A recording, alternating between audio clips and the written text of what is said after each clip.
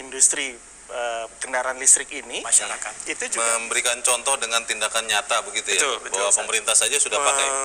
Mengurangi secara signifikan ketergantungan terhadap mungkin kalau menggunakan listrik PLN yang meskipun ini masih ada. Walaupun usaha kita belum maksimal, sekarang yang terjadi adalah banyak orang mau beralih ke listrik, suplai mobilnya nggak ada.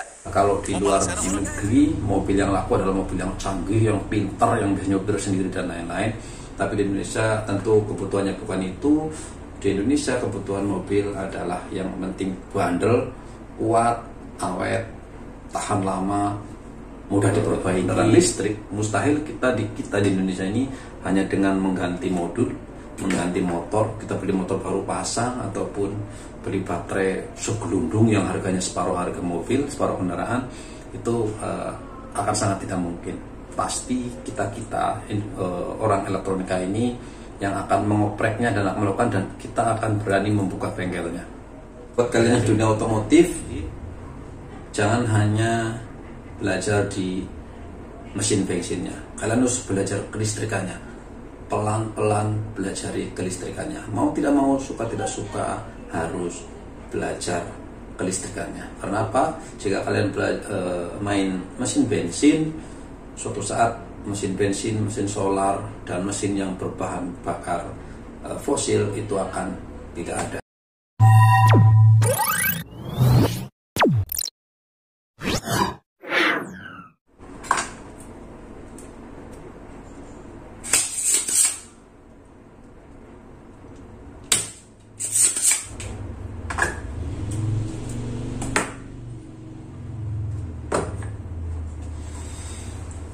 Halo, ketemu lagi di channel Iptek 51. Video kali ini akan membahas seputar dunia elektronika, terutama kendaraan berbasis listrik, mulai dari sepeda listrik, motor listrik, maupun nanti mobil listrik, yang mana sekarang sudah mulai ngetren gitu ya. Oke, tapi video tentang kendaraan listrik tersebut salah satunya adalah sepeda. Kebetulan saya punya sepeda listriknya, nanti akan saya ulas dan saya kemas di video selanjutnya, di video tersendiri gitu ya. Makanya silahkan di subscribe dan diklik loncengnya supaya kalian bisa tahu nanti seperti apa saya akan mengulas sepeda listrik, karena kebetulan itu yang saya ada. Dan juga ada beberapa komponen seperti BLDC motor, kemudian kontrol dan lain-lain, bagaimana dia cara pekerjaannya gitu ya. Nah, untuk sekarang kita akan coba membahas tentang SDM-nya dulu. Sumber daya manusianya adalah orang-orang yang punya profesi, punya skill, punya keahlian di bidang elektronika seperti saya sekarang ini gitu ya. Nah, kebetulan kemampuan saya adalah di bidang elektronika. Oke, kita akan flashback ke belakang. Mungkin kalian yang lahir tahun 80-an atau paling tidak kalian besar di tahun 80, 90 dan 2000, dan kebetulan punya skill elektronika dan juga atau lulus SMK atau memang punya otodidak gitu. Paling tidak siapapun kalian yang punya keahlian elektronika di waktu itu, baik yang otodidak maupun yang sekolah SMK elektronik dan lain-lain, mempunyai kejayaan di situ. Karena dengan cuman menyewa kos-kosan di rumah untuk tinggal di sekalian bengkel elektronik, kalian bisa hidup tanpa harus bergelut bertarung dengan yang lain untuk mencari pekerjaan. Ataupun kalian nyewa kios di pinggir jalan, membuka toko elektronik. Seperti kalian tahu, yang mungkin yang sudah mengalaminya waktu itu, begitu banyak tempat servis elektronika di pinggir jalan, di mana sepanjang jalan seperti itu. Nah, kemudian di tahun modernisasi datang, kemudian di tahun 2000-an pelan-pelan bengkel-bengkel elektronika ini mati. Kenapa? Karena setelah masuknya komponen SMD, setelah komponen kecil-kecil seperti ini, mulai dari VCD dan DVD kala itu mendistrap kita semua, karena kita tidak bisa mengikuti perkembangannya. Dan pada akhirnya setiap servis dia harus diganti satu modul, sementara harganya sudah makin turun sehingga biaya servis dengan biaya beli baru tidak jauh berbeda, mengakibatkan orang-orang sudah tidak mau servis lagi. Sampai ke titik hari ini yang barang-barang Cina masuk dengan harga yang begitu murah, mengakibatkan kita juga yang ngerti, yang berprofesi di bidang elektronik akhirnya sudah tidak mempunyai pasar. Nah, begitu ya sebetulnya. Makanya bagi kalian yang mungkin 80, 90 sampai 2000, kalian pasti akan berebut ya untuk masuk ke SMK maupun ke perguruan tinggi yang elektronika dan otomotif kala itu. Dan yang masih eksis sekarang ini adalah otomotif. Oke, kita kembali ke elektronika. Setelah dari tahun 2010-an ke atas sudah mulai tidak berjalan. Bagi kalian yang akhirnya melupakan dunia elektronika dan tidak berkembang, maka kebanyakan orang sudah akan lupa dengan dunianya dan pada akhirnya akan kehilangan minatnya, kemudian kehilangan penambahan ilmunya. Kebetulan saya masih sedikit beruntung karena dari tahun 2000 sampai sekarang mungkin sudah 22 tahun saya tetap berkecimpung di dunia elektronik, walaupun bukan di elektronik rumah tangga gitu ya, tapi sama-sama elektronik. Tapi pada akhirnya terbatas juga sebatas itu karena saya tidak mengembangkan seperti elektronik pada umumnya seperti handphone, tablet, komputer dan lain-lain, sehingga termasuk ketinggalan di situ. Nah, sekarang potensi apa ke depannya? Mengingat motor listrik, mobil listrik, sepeda listrik, bis listrik, truk listrik itu berhubungan dengan listrik dan itu adalah peluang kita semua untuk yang punya profesi atau paling tidak punya skill di elektronika. Tapi dengan satu syarat, tentu kalian harus mengembangkan skill kalian karena basic elektronik yang ada di sekolah kita dulu sudah tidak sama lagi. Nah, dunia industri hari ini memang tidak mengenal lagi servis komponen gitu ya. Bagi kalian yang tahun lama, kelahiran tahun lama, kalian bisa punya keuntungan lebih, punya kelebihan karena kita betul-betul diajari bagaimana cara membaca komponen ini, mencabut, mengganti dan lain-lain. Itu adalah kelebihan kita semua dibanding anak-anak sekarang atau lulusan tahun 2000 ke sini yang mana sudah mengikuti arus industri, sudah menggunakan ganti modul, dan lulusan mereka tidak akan bisa melakukan repairing yang kecil-kecil seperti ini. Itu sudah adalah basic, kecuali mereka-mereka yang betul-betul salah satu saja, sama seperti kita semua yang dulu di TV kemudian tidak bisa mengembangkan diri, pada akhirnya kita tertinggal oleh kemajuan zaman. Nah, buat kalian hari ini yang tentu untuk sekarang ini elektronika sudah tidak menarik lagi, dan sekarang banyak orang sudah melirik ke dunia IT gitu ya. Nah, itu adalah kelebihan kita semua. Bagi orang-orang yang seumuran kita ataupun yang lulusan-lulusan tahun 80, 90 dan 2000-an, kita punya potensi ke depannya. Nah, dari dulu sampai sekarang otomotif berjaya, tetapi begitu nanti berubah menjadi sepeda listrik, motor listrik, dan mobil listrik, otomotif juga akan turun dan bahkan bengkel-bengkel itu juga akan hilang. Dan untuk mereka yang bermain atau berprofesi sebagai teknisi atau apapun itu yang di dunia otomotif dengan engine pembakaran dalam atau mobil bensin, mobil dan lain-lain, mereka akan kehilangan pasar. Pelan tapi pasti akan kehilangan pasar, dan mereka yang tidak bisa mengikuti perkembangan maka sama nasibnya akan seperti bengkel-bengkel kita 10 tahun kesini gitu ya. Nah, jadi buat kalian yang sekarang di dunia elektronika atau yang dulunya di elektronika kemudian berhenti belajar kembali, atau yang elektronika kembangkan kembali, atau bagi kalian yang baru mau minat, mau sekolah, dalami lagi. Kenapa?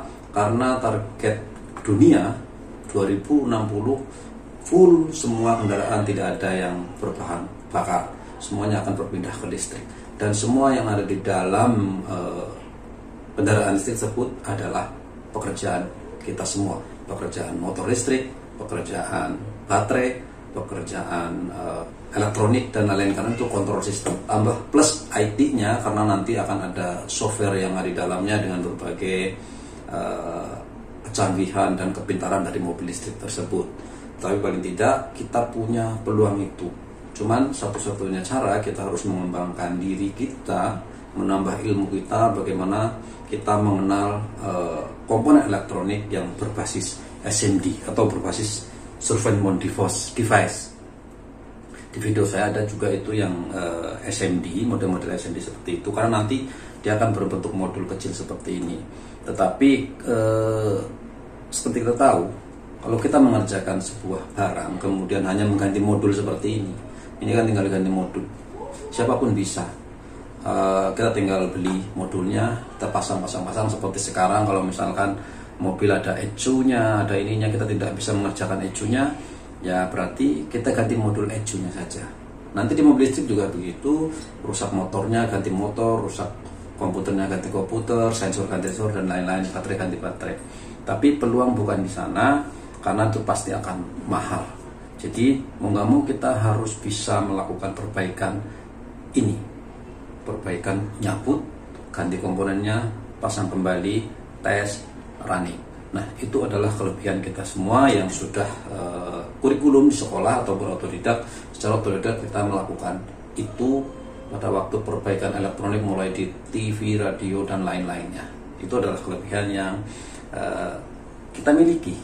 Maka coba kalian kembangkan kembali keilmuan kalian, supaya kalian bisa mengikuti perkembangan zaman ke depan dan mengambil peluang tersebut. Nah, kendaraan listrik sebenarnya sederhana. Nanti sebelum kita akan lari ke videonya di lain video, saya akan coba terangkan sedikit gambaran kepada kalian seperti apa sih mobil listrik itu, sepeda listrik itu, motor listrik dan lain-lain. Sebetulnya sederhana sekali, simple sekali. Jika kalian orang elektronika pasti akan dengan mudahnya kalian memahaminya. Di dalam mobil listrik, motor listrik, sepeda listrik itu menggunakan lithium baterai, yang mana sekelas Tesla pun menggunakan baterai seperti ini. Jika kalian pernah membongkar baterai laptop atau power bank dan lain-lain, kalian akan menemukan baterai-baterai seperti ini. Dan di dalam mobil Tesla yang berharga miliaran itu adalah baterai-baterai seperti ini yang disusun dengan serial dan paralel dengan sebegitu banyak. Nantinya peluang itu kita bisa lakukan adalah replacement by baterai. Bagaimana cara mengetes baterai ini, bagaimana ngecek baterai ini bagus atau tidak, bagaimana cara menggantinya, bagaimana cara mengelasnya, bagaimana chargingnya dan lain. Hanya seperti ini. Tinggal kalian bongkar, ganti beli baterai seperti ini, kemudian satukan kembali, maka dia akan normal kembali. Dan tentu saja bisa mengecek semua baterai karena dia tersusun dari ratusan bahkan ribuan baterai seperti ini. Nah, itu adalah baterai yang digunakan di mobil listrik dan motor listrik. Walaupun ada yang tipe lipo baterai yang berbentuk kepingan-kepingan seperti baterai handphone, tetapi cara kerjanya lebih kurang saja. Jadi hanya sel-sel saja. Kalian bisa melakukan buka, dites, kemudian diganti sel yang baru. Jadi seperti itu. Memang baterai hari ini masih mahal, tetapi setelah mungkin nanti di Indonesia ada pabrik berdiri, yang sudah jelas adalah LG sedang bangun pabriknya, dan juga beberapa perusahaan-perusahaan negara yang kita sudah mencoba bagaimana caranya mengembangkan mobil listrik di Indonesia. Itulah peluang kita. Kemudian dari baterai ke sini dia akan masuk ke sebuah kontrol. Nah, jika kalian pernah membuat power supply biasa gitu ya, power supply yang bisa di adjustment dari 0 sampai dengan 12, 24, 30 dan lain sebagainya, konsepnya itu sama persis seperti itu. Itu adalah yang konvensional analog.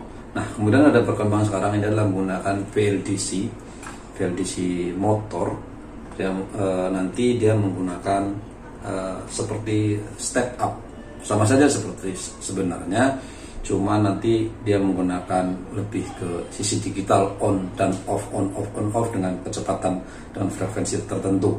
Nah, itu nanti kalian bisa pelajari VLDC control motor di toko elektronik juga banyak kalau kalian mau beli, ada BLDC motor. Nah, kalian bisa ambil motornya dari bekas DVD, bekas harddisk dan lain-lain untuk mencoba seperti itu. Kemudian jangan lupa kalian juga harus belajar computerize karena mobil listrik nanti ke depan, terutama yang high class itu sudah menggunakan komputer, menggunakan software, menggunakan sensor, menggunakan radar dan lain-lain, yang mana mobil tersebut sudah sangat canggih, bisa nyupir sendiri, bisa parkir sendiri, bahkan bisa kita panggil dia akan datang sendiri, dan itu adalah perkembangan ke depannya. Tapi apapun itu dia tetap menggunakan elektronik, menggunakan power, menggunakan baterai, menggunakan listrik dan lain-lain, yang mana jika kita pelajari, jika kalian orang elektronika pasti akan lebih mudah kalian mendalaminya. Dan juga untuk kebutuhan software dan lain-lain tentu kalian harus bekerja sama dengan teman-teman kalian yang ahli coding dan ahli IT, karena pasti itu akan saling bersinergi nantinya itu ya. Selanjutnya adalah motor listriknya. Motor listrik hampir sama saja seperti yang lain, kipas angin, kemudian motor pompa air dan lain-lain, hanya berbeda gulungannya saja. Kalau itu adalah induction motor, kemudian magnetic motor seperti motor DC, motor Tamiya itu menggunakan magnetik. Kalau induction motor seperti kipas angin, pompa air dan lain-lain. Kemudian ada juga yang buatan Tesla juga menggunakan induction motor 3 fase, 3 pas. Jadi yang dikontrol nanti frekuensinya. Jadi motor 3 pas yang dikontrol adalah frekuensinya. Motor yang sekarang yang lebih efisien adalah motor 3 fase BLDC pastinya, yang tidak ada brusnya, tidak kelupas, tidak seperti DC motor buat Tamiya. Itu adalah motor DC. Sebenarnya kalau ini adalah DC juga, tapi BLDC, namanya BLDC ya, brushless direct current. Artinya motor listrik, sepeda listrik, mobil listrik nanti menggunakan BLDC motor. Sebagian akan menggunakan BLDC motor. Jadi sebenarnya DC yang di on off saja, dia bergantian seperti itu. Makanya kalian belajar kontrolnya. Nanti kita akan coba sedikit belajar nanti lebih detail. Nah, jadi buat kalian yang di elektronika yang bisa mengerjakan gulungan motor, itu adalah peluang yang mungkin kalian bisa ambil di masa depan, mempelajari bagaimana cara membongkar, cara menggulung dan lain-lain. Karena di Indonesia seperti kita tahu, kalau di luar negeri mungkin itu tidak akan ada, tapi di Indonesia pasti akan ada, sudah pasti. Karena di Indonesia seperti mobil dan kendaraan pada umumnya kita menggunakan bensin dan lain-lain, sampai bodi hancur pun kita bisa bangun. Nah, sama akan seperti mobil kendaraan listrik, mustahil kita di Indonesia ini hanya dengan mengganti modul, mengganti motor, kita beli motor baru pasang ataupun beli baterai segelundung yang harganya separuh harga mobil, separuh kendaraan, itu akan sangat tidak mungkin. Pasti kita orang elektronika ini yang akan mengopreknya dan melakukan, dan kita akan berani membuka bengkelnya. Saya yakin itu. Jadi ini peluang, ini masih awal dan masih jauh. Mungkin di tahun 2030, 2040 sampai 2060. Mungkin bukan kita, tapi mungkin generasi di bawah kita dan anak-anak kita. Jadi buat kalian yang masih senang elektronika, tuntun saja, jangan, karena memang sama seperti saya juga, saya kehilangan di elektronika, kemudian karena sudah peluang itu sudah mulai hilang gitu ya. Jadi mau ngapain? Jadi di dunia elektronika hanya sekedar hobi dan bukan pekerjaan. Itu bagi sebagian orang. Kalau saya kebetulan sampai sekarang masih di dunia elektronik, dan itu pekerjaan saya selama 22 tahun terakhir ini. Oke, itu peluang untuk SDM kita. Jadi buat kalian yang senang elektronik, atau baik secara otodidak, baik sekolah, atau baru berminat-minat, atau apa lagi ya, sedang tertarik, kembangkan. Jangan ragu, pokoknya jangan ragu. Kalau mau sekolah, mau di SMK elektronika ataupun perguruan tinggi elektronika, lakukan, karena itu akan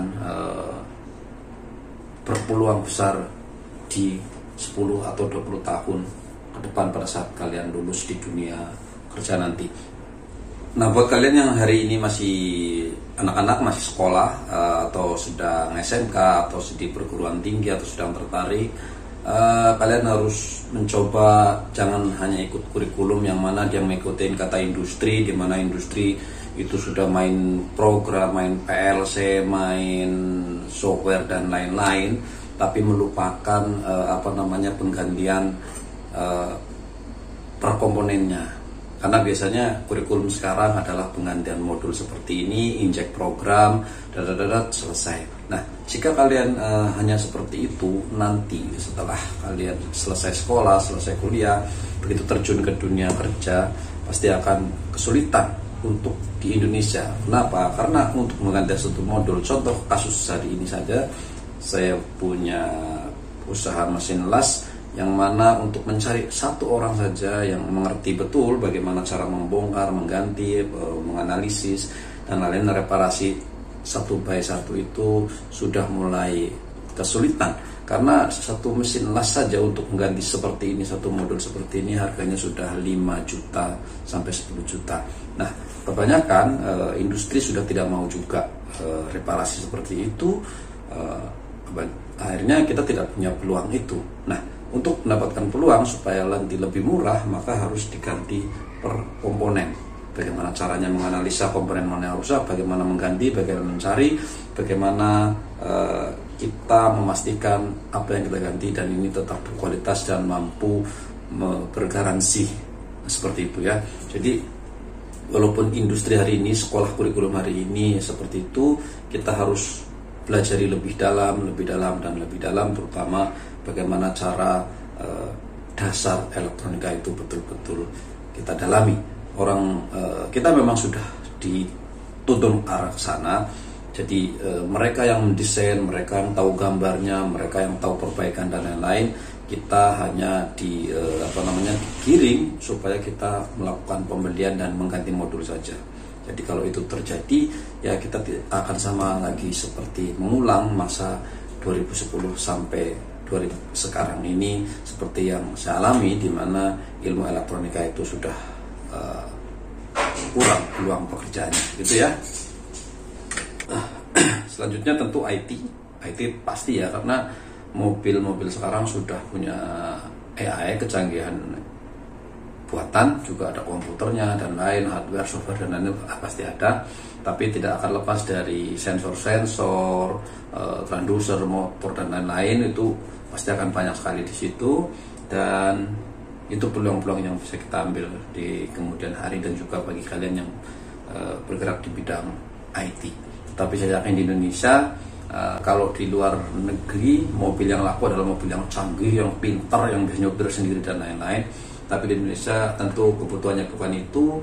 Di Indonesia kebutuhan mobil adalah yang penting bandel, kuat, awet, tahan lama, mudah diperbaiki, nyaman. Itu pilihan yang lain sebetulnya kalau di Indonesia. Dan itu tidak akan berubah mungkin 10, 20, 30 tahun ke depan. Itu tidak akan berubah. Tidak akan semudah itu merubah mindset kita semua, menyamakan antara negara maju dengan negara kita. Kita harus terima itu dan harus akui itu. Dan pasti akan seperti itu. Mau sampai kampung, yang penting kalau kalian tinggal di kampung, mobil listrik sampai kampung, yang pastinya tidak perlu bisa nyupir sendiri. Tidak perlu kita yang dari jauh silahkan datang, itu tidak belum akan ke sana. Mungkin di perkotaan ya, tapi di Indonesia yang pasar yang paling bagus untuk kendaraan listrik adalah kendaraan yang baterainya awet, bandel, tahan banting, kemudian mudah diperbaiki. Itu saja sebetulnya. Kalau itu bisa, maka di Indonesia akan berkembang lebih baik. Dan siapa yang memperbaiki itu adalah orang-orang seperti kita semua yang berkecimpung di dunia elektronika. Dan bagi kalian yang berkecimpung di dunia otomotif bodi, jangan lupa, jangan khawatir, itu tetap akan selalu ada tukang dempul, tukang cat, tukang perbaikan. Ini itu masih peluang itu masih ada. Tinggal kembangkan aja cat itu seperti apa. Kalau dulu cat konvensional, ke depan kalian harus bisa melakukan percobaan elektrostatik painting. Nah, Itu ya, jadi buat kalian yang dunia otomotif, jangan hanya belajar di mesin bensinnya, kalian harus belajar kelistrikannya. Pelan-pelan belajar kelistrikannya. Mau tidak mau, suka tidak suka, harus belajar kelistrikannya. Karena apa? Jika kalian main mesin bensin, suatu saat mesin bensin, mesin solar, dan mesin yang berbahan bakar fosil itu akan tidak ada, dan suatu saat kalian akan seperti kita semua, tidak punya pekerjaan, tidak bisa buka bengkel dan lain-lain, karena nggak semuanya kita bisa mengikuti perkembangan zamannya gitu ya. Tapi ini adalah peluang, dan buat kalian yang elektronika jangan putus asa tentunya, karena saya sendiri sempat putus asa buat ngapain gitu ya. Kebetulan karena saya punya pekerjaan elektronika, punya pasar tersendiri, jadi masih bertahan. Seandainya saya tidak punya, akan sama seperti kalian, tukang servis TV, tukang elektronik rumah tangga, yang hari ini nggak ada yang mau lagi untuk servis, ngapain gitu ya. Kenapa? Karena kita bisa mengikuti perkembangan zamannya. Nah, mobil ini adalah peluang kita. Dan walaupun nanti pabrik menyuruh ganti modul, ganti motor, ganti baterai dan lain-lain, jangan takut. Katakan bisa jika ada motor sepeda listrik, motor listrik, mobil listrik yang rusak. Katakan saja bisa. Oh, kita elektronik, semuanya ada listrik di situ. Tapi dengan dasar tentunya kalian harus belajar dulu sekarang, pelan-pelan. Oke? Itu saja mungkin untuk video kali ini tentang sumber daya manusianya ya. Kita akan mungkin menyiapkan itu. Saya mungkin sekedar motivasi saja. Dan untuk video selanjutnya nanti saya akan tunjukkan sepeda listrik saya, dan yang sudah saya miliki mungkin sekitar 1 tahun kayaknya ya, kalau nggak salah. Nanti saya akan ulas itu, dan juga saya akan lihat seperti apa cara kerjanya. Kebetulan juga punya motornya, punya kontrolnya juga punya. Nanti kita akan coba ulas di video selanjutnya. Oke, salam TP51 dan bye bye.